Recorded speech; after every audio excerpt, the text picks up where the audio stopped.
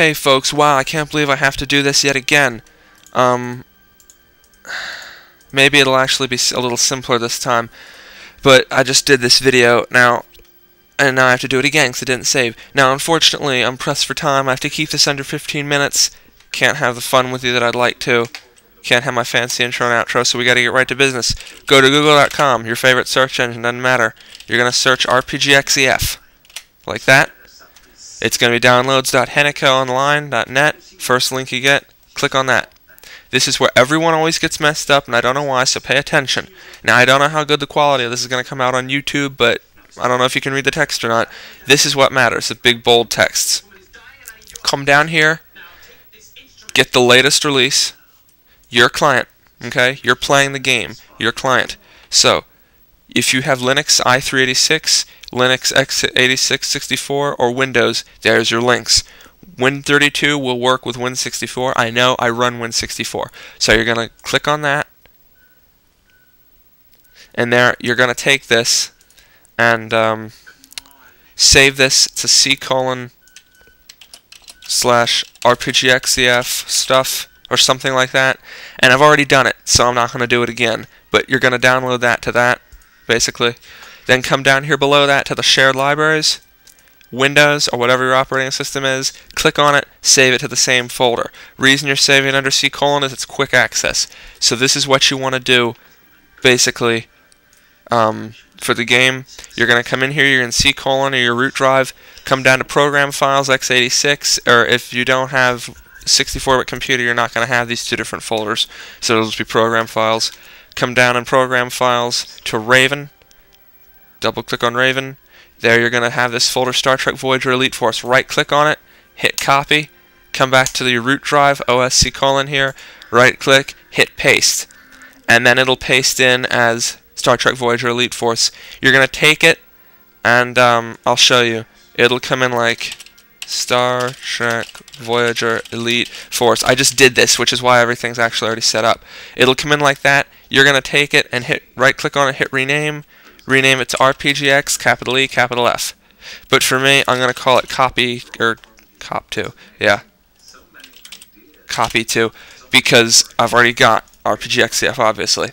So, actually, okay, we're just going to do this.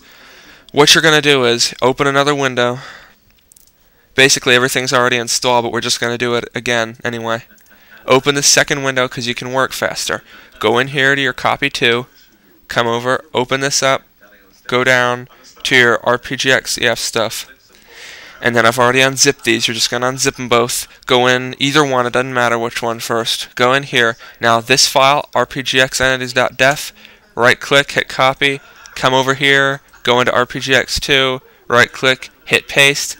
This will come up, copy and replace. Then you're going to come back here, right click libmysql, hit copy, come over here, paste it in, copy and replace, then come up here to rpgx2, select all these files, right click, hit copy, come up here to rpgx2, go in, right click, hit paste. You will not get the conflicts message because you won't have these in there yet. This is again because I've already installed. I just did this for a tutorial video and it was lost. So you won't have the conflict, it'll just paste in, okay? Then after that, come back over to this window, go back to rpgxEF stuff, go to the other folder, then in here, simplest way to do this, hold down Control, select all the text files, hit Alt if you're using Vista. If you're not, you're just going to come up here to Edit, hit Invert Selection, because you want everything but the text files, so that makes it easy. Right click on any of the blue, copy, come over here, hit Paste. You will have the conflicts, but you only have 5 conflicts. I have 7 because, again, already installed. Do you check that button? Well, actually, you're not going to skip it. Sorry. Paste. Do this for the next copy and replace. So there's that. Then you're going to have, let's delete this. Let's get rid of it, and let's rename this back to Quake 3, because that's how it's going to look to you.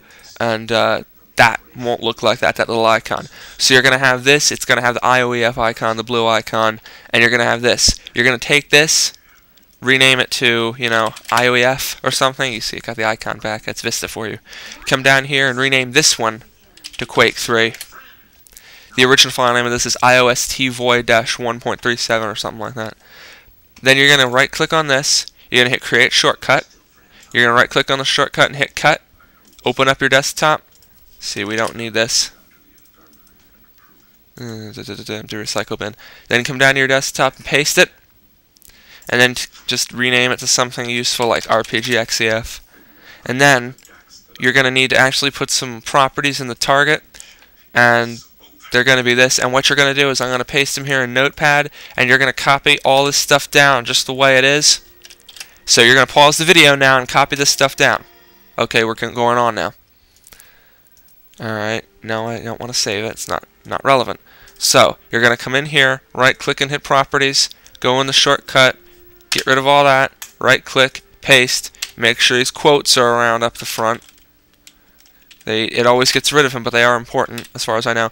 You're going to come down here now. If you don't have C:, if you have it installed, I:, or something, that will already be that way in the front, but down here at the end, you're going to need, after set fs home path, change this letter to whatever letter your root drive is.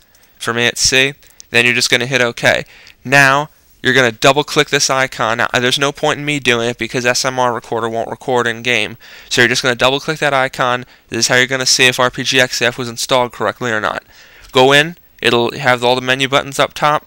Find the one that says End Program, click it, click Yes, click out of the program. If you get an error message, it says VM free, running on VM machine, error, whatever. Error message, it asks you if you want to copy the console out of the clipboard, hit no. That means you got rpgxEF installed. That's like a minor bug. It doesn't hurt anything, it doesn't mean anything, no one cares about it, everyone loves it, knows it, etc.